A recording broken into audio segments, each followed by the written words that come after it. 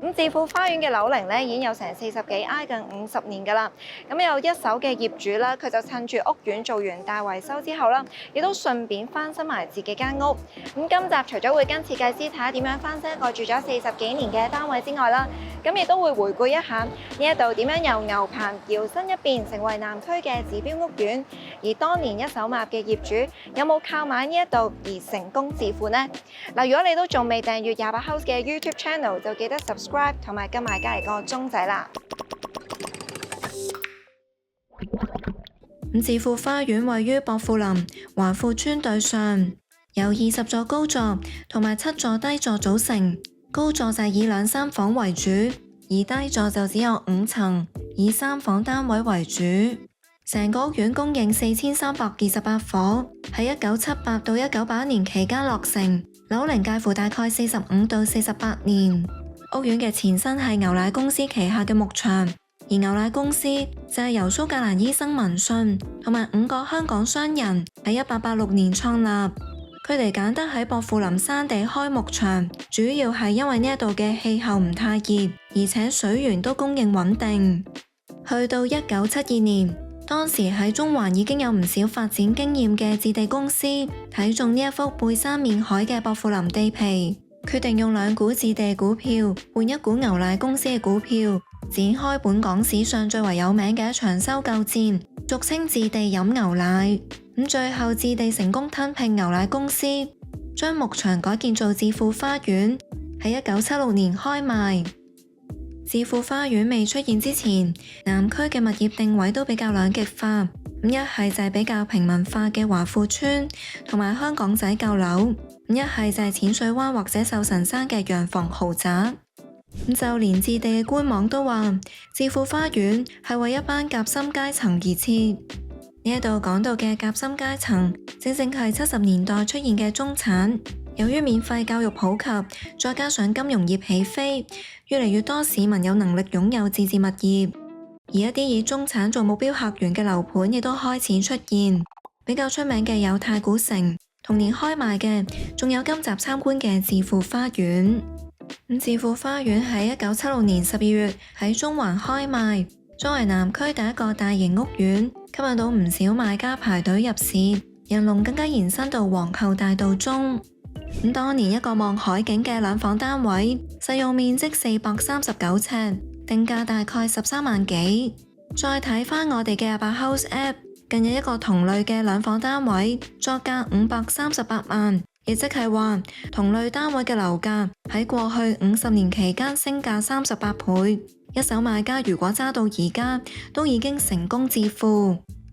雖然單位嘅樓價升咗唔少，但係以尺價計，屋苑近日嘅平均尺價都係大概11700幾，算係南區樓價比較低水嘅屋苑之一。呢一點同屋苑嘅樓齡越嚟越大都有關，所以置富花園已經翻新咗外牆、大堂等等。而今集設計單位嘅業主就係趁住屋苑做完大維修，一次過裝修埋，一手買入兼住咗接近50年嘅3房單位，實行裏裏外外都嚟個大翻新。睇返設計單位所在嘅樓層啦，一層有8伙，共用3部 lift， 2、3房各佔一半。3房單位幾乎全部都係女字廳嘅開積。呢一種開積嘅最大好處就係客飯廳夠晒分明，飯廳挨近廚房，方便出菜。另外打開大門之後，唔會話望穿晒成個大廳，私隱度比較高。至於要注意嘅地方就係飯廳嗰邊冇窗，有機會影響到採光度。仲有由大門一直到睡房都係通道或者走廊，比較多難運用到嘅地方。不過置富花園嘅標準單位冇窗台、露台等等，就好似設計單位咁樣，實用率高達大概84%。成間屋嘅實用面積有588尺，就算唔改動間隔，都有條件擺晒所有基本家私。而業主都只係改動過浴室同主人房嘅門口，因為已經習慣咗相關嘅設計，所以設計師都沿用翻，只係因應戶主嘅要求做過全屋裝修。全部嘅工程都係重新做嘅，新做喉、新做電同埋磚就全部鋪啦，油漆啦、家私啦，咁都係我哋做晒嘅。咁我哋之前嚟過佢哋間屋度度尺嘅時候啦，都發現佢哋嘅雜物會比較擺晒出嚟嘅。咁我哋都希望嚟緊裝修啦，就會盡量將啲雜物全部收埋晒。嗱，大廳同埋寢區就鋪咗木紋地磚，以白色同木色做主調，貼近翻而家比較常見嘅簡約風設計。咁大廳咧就係一個女子廳嘅設計啦，因為門口嚟到呢個位置咧就係飯廳嚟嘅。咁因為而家啲家私咧就仲未送到啦，咁所以咧而家就未必見到晒所有家私擺完之後嗰個模樣。咁但係其實預計呢度咧就係會擺一張4人餐台嘅。咁所以咧設計師都因應翻嗰個餐台高度啦，就係呢一度咧就冇特別去做一啲嘅儲物櫃，而係做咗一個假門修飾。正正因為要擺餐台，所以下面嘅櫃體就係採用趟門設計，方便翻攞嘢。而兩邊嘅到頂嘅面儲物櫃入面就做咗啲活動式層板，方便擺鞋或者雜物。另外就係冇做到底板，最低嗰格可以用嚟擺篋都得。咁 Nicola， 我見到咧，即係通常嗰啲獅字櫃咧，中間都係做鏤空設計噶嘛。咁點解呢一度會特別做多咗一個趟門嘅設計嘅？咁呢個櫃就比較深嘅，有成600mm 深度啦。咁如果獅字櫃都咁深嘅話咧，其實就好難用嘅，因為佢上面仲有個吊櫃儲物，除非佢冇呢個吊櫃啦。唔係嘅話，我哋就都會加一個比較淺嘅櫃。咁另外戶主咧都有好多嘅雜物，好多物品擺喺個台上面嘅。咁有呢個櫃咧，就可以將佢哋收埋晒，就會好睇啲啦。600mm 其實都等於一般衣櫃嘅深度㗎啦。雖然話新做嘅儲物櫃都係起返嗰個位，但係就增加咗唔少間隔，可以擺到更多雜物。跟住落嚟，我哋轉過去客廳嗰邊參觀下啦。呈牆型開積，有大概110尺，咁如果連埋飯廳咁計，成個廳超過180尺。咁嚟到客廳啦，而家見到咧個電視機櫃咧就係擺咗喺嗰一邊。咁個原因咧就係因為戶主咧佢有2套梳化咧要擺喺呢一度，咁但係就變咗咁樣嘅話咧就會局限咗個家私擺位。咁其實咧如果一般人嚟講咧，淨係一套梳化擺嘅話咧，咁另一種擺法咧就係呢邊擺梳化，跟住我後邊擺電視機櫃。但係咁嘅話咧就有機會嗰個睇電視距離冇咁深冇咁遠啦。咁而家嘅家私擺位都係跟翻戶主嘅生活習慣去擺，咁樣嘅擺法，由梳化去到電視機櫃嘅深度就挨近4米。咁如果轉另一種擺法，就會縮短到大概得翻2.6米。咁不過 Nicola 就話，另一種擺法喺設計上其實會更加一體化。如果唔需要跟客戶嘅要求嘅話咧，客廳嗰部分就可能係成幅過做咗一個特色牆嘅設計，地櫃連埋走廊暗門，可能連一個高櫃啊或者裝飾櫃咁樣去設計咯。雖然而家冇做到一幅過嘅特色牆，咁但係 Nicola 就喺走廊兩邊做咗啲木飾面嘅圍身，加上金線做點綴，將牆身同埋走廊暗門融為一體。而電視機櫃都只係做咗個地櫃，冇咗喺上面加裝吊櫃，原因就係樓齡有翻咁上下嘅單位樓底唔高。如果舊樓嚟講咧，有啲樓底好少少咧，就會係2.7米左右嘅，而呢度嘅樓底就只有2.5米，都未必足夠嘅。電視嘅位置都用翻原本佢嘅位置，咁都係得一個地櫃，咁就簡約去設計嘅啫，就唔想有太多吊櫃啊或者高櫃去處理佢，令到空間咁細咗。大廳冇窗台，窗門做到近乎落地，採光度唔錯，再加上單位向東南方，啱啱好可以望到山景同海景，感覺都幾開揚噶。不過對出嘅地盤就正正係華富村嘅重建地盤，預計2030到2031年落成，好大機會會遮到而家見到嘅景色。咁但係實際影響有幾大，就視乎啲樓起好之後有幾高。喺新盤嚟講，咁若果係唔到600尺嘅3房單位，可能都只會做開放式廚房。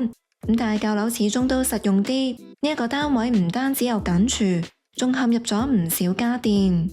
咁廚房嘅空間咧都唔細㗎，所以咧設計師咧都用到盡晒呢度嘅地方啦。咁啊做咗3邊工作台面啦，再加埋上下廚櫃。咁因應戶主要求啦，其實佢都有唔少嘅大型電器咧要擺喺呢一度㗎。咁例如咧，除咗雪櫃之外啦，仲有呢個洗衣機啦、洗碗碟機啦。咁再加上咧，佢就希望可以裝埋一個比較深嘅星盤。咁如果要嵌入晒呢一啲嘅電器啊，又或者星盤嘅話咧，都有一啲地方係要注意㗎。不如一齊聽下設計師點樣講。因為咁多電器咧，就要諗好多開門啊，會唔會頂啊？即係例如個洗碗機，咁你打開門嘅時候，個走廊通道夠唔夠？唔係嘅話，咪攞唔出嚟洗咯。咁洗衣機啦，嗰個深度有啲限制，所以要揾啲纖薄少少嘅，所以都會花咗好多時間去擺位前期嘅工作度嘅。廚房要做到五臟俱全，除咗要睇夠唔夠位，仲要睇夠唔夠高。啱先就講到呢一度嘅樓底唔高，所以喺揀抽油煙機方面都要特別留意。我哋每一次裝修嘅時候，最着重就係叫客人去揀電器啦。最重要就係揀個抽油煙機，因為好多咧個要求都要比較樓底比較高嘅，有啲主機機芯比較高嘅就用唔到噶啦。如果係煤氣煮食爐嘅話，基本都係30寸左右嘅。咁如果電磁爐嘅話，我哋嗰個高度就係28寸左右。睇完廚房，再睇埋浴室啦。睇返原則嘅平面圖，浴室門係靠邊開噶。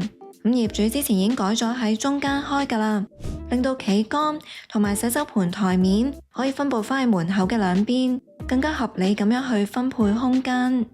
咁所以設計師都保留返呢一個改動，淨係改善一啲原本做得冇咁好嘅細節。佢舊時嘅擺位呢，佢個台面同個地櫃之間呢，個地櫃係凹咗落去嘅。咁依家我哋就做翻凹翻嗰個泥水個座啦，避翻隻腳位。咁而嗰個台面就同個地櫃之間就做翻平。咁而個吊櫃方面呢，以前嗰個吊櫃呢就會做一個比較深嘅，然後就撞到去個窗度，變咗呢擋住咗部分嘅抽氣扇。咁依家呢，我就會做翻一個圓弧嘅設計，去避開翻呢個位置咯。因應翻戶主嘅喜好，洗手盆都由台上盤轉做一體式嘅台下盤，更加方便清潔。咁至於寢區方面啦，3間房裏面有1間就冇做到家私，原因係其中一位家庭成員未必成日留喺香港，都希望保留翻呢一間房嘅靈活性。剩低嗰2間房，我哋先睇主人房。業主都改動過呢一間房嘅房門噶，改完之後，房裏面就會多咗個凹位，去到擺衣櫃，令到整體空間更加見使。事實上，呢一個凹位嘅深度都挨近1000mm 噶，遠遠深過一般衣櫃嘅600mm。由舊相都見到啦，原先嘅衣櫃裝完之後都仲有位剩，所以 Nicola 就直接改做衣帽間。咁 Nicola 其實想問下咧，即係點解呢個位咧唔做衣櫃，而係做一個即係步入式嘅衣帽間咧？咁佢原本嘅設計咧就係一辣嘅凹入去嘅衣櫃啦，本身嗰個戶主啦就唔係好夠掛衫嘅位置，所以咧我哋就加深咗佢個衣櫃啦，令到佢掛衫嘅容量係大啲嘅。咁而家入邊嘅儲物量係點㗎？我哋就做咗上下衣通，咁另外左右兩邊亦都落咗衣通，咁另外啦都做咗一啲櫃桶啊，同埋一啲層架去俾佢摺衫同埋放啲內衣褲咁樣嘅。而上面嗰度咧，我哋就會俾佢擺啲被鋪啊、雜物咁。成間房有大概80尺，就算唔計衣帽間，剩低嘅寢區空間都有大概66尺。擺完4尺嘅雙人床之後，都仲有唔少走動嘅位置。因為戶主都已經習慣咗以前嘅家私擺位，所以都希望床尾嗰度可以有返個收納櫃。咁而家見到咧，其實主人房呢個睡床嘅尾位咧，係做咗一個嘅床尾櫃啦。但係因為留意到咧，都有一隻窗喺呢一度啊，咁所以變相呢個櫃咧都不能夠係做得太高啦。咁如果唔係就會遮到啲光線啦。咁所以咧，如果唔係話一定係要即係跟翻原先個擺位咧，而係可以再重新設計嘅話咧，其實咧另一個做法咧就可以選擇咧做翻一個床頭櫃。咁咧嗰一邊咧就可以將個櫃咧就係做到頂，就可以增加多啲儲物量啦。咁如果轉做床頭櫃，以呢一度嘅深度計，都夠位掛衫噶。除咗有多啲儲物量之外，仲有其他好處噶。其實主人房方面都係應該做床頭櫃會比較合適嘅，咁佢可以做一個高身嘅床頭櫃，收納空間就會大好多。咁你入門口嘅時候就亦都唔會有個櫃壓住咁嘅感覺，咁就空間感都會大咗嘅。另外都可以加闊埋落床嗰個位置。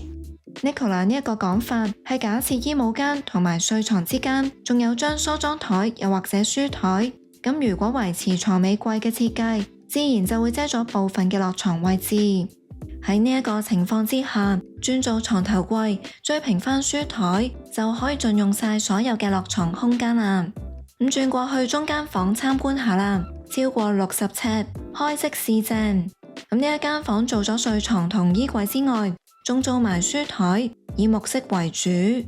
咁因為咧用到呢一間房嘅家庭成員咧，佢本身就唔係話好多衫褲鞋襪要擺啦，咁所以咧設計師就因應佢嘅需求咧，就淨係做咗個單門衣櫃。咁但係佢都話咧，其實如果係有多啲衣物嘅收納需求咧，呢一度咧都係有條件可以做一個曲斜嘅衣櫃。咁因應翻用家嘅生活習慣，床尾一樣做咗收納櫃。咁睇翻而家嘅擺位，其實做到頂都可以噶。咁但係因為戶主希望床尾個位可以裝到掛牆電視，所以收納櫃都唔可以做得太高。咁總結翻今次呢一個單位嘅裝修費用啦，大概要455000蚊，其中家私嘅費用就最多，佔咗大概15萬，其次就係泥水嘅工程，佔咗大概9萬蚊。咁另外油漆、電力同埋門等等就各佔大概5萬蚊。雖然置富花園位於山地之上，唔算話好方便，咁不過屋苑當年開賣嗰陣，定位咗一個自給自足嘅小社區。咁發展商除咗起樓之外，仲起埋花園遊樂場同埋商業中心。康樂設施方面，除咗平台花園、遊樂場，咁仲有網球場、羽毛球場、室內泳池等等。咁用參觀單位做例子，每個月嘅管理費就大概1300幾，維翻每10尺大概2個3。咁由於屋苑最初發展嗰陣冇用盡到地積比率，咁置地喺90年代就將部分地段賣咗俾新地，包括網球場、商場等等。咁所以屋苑裏面嘅置富南區廣場就成為咗新地旗下嘅商場啦。規模唔算好大，有賣日用品嘅商店同埋一啲連鎖餐廳等等，可以滿足到基本需要。咁若果居民想有多啲買嘢嘅選擇，尤其買餸嘅話，就可能要去到香港仔嗰邊啦。咁至於交通方面，屋苑自己都有個多層停車場，提供大概926個車位，平均每4.6戶分一個。咁近日一個車位嘅成交價就做緊大概90萬度。咁若果唔揸車嘅話，就要駁一程車先至去到港鐵站啦。屋苑沿途嘅置富道有巴士或者小巴路線去到香港大學站同埋堅尼地城站，咁車程就大概15到20分鐘。咁至於商場對出嘅巴士總站，就有路線去港島同九龍其他地區。咁睇完呢個單位呢，我覺得其中一個比較令我有驚喜嘅地方呢，咁就係主人房嘅呢一個衣帽間啦。咁因為呢個單位其實個使用面積咧都唔到600尺啦，咁有呢一種嘅設計呢，其實都係比較難做到嘅。咁啊，唔知道大家如果你有呢一個嘅凹位嘅話呢，你會係做衣櫃定係衣帽間呢？咁啊，留言講下都有機會獲得咖啡禮券㗎。咁最後啦，中意呢條片嘅話，記得俾個 like 支持下我哋啦。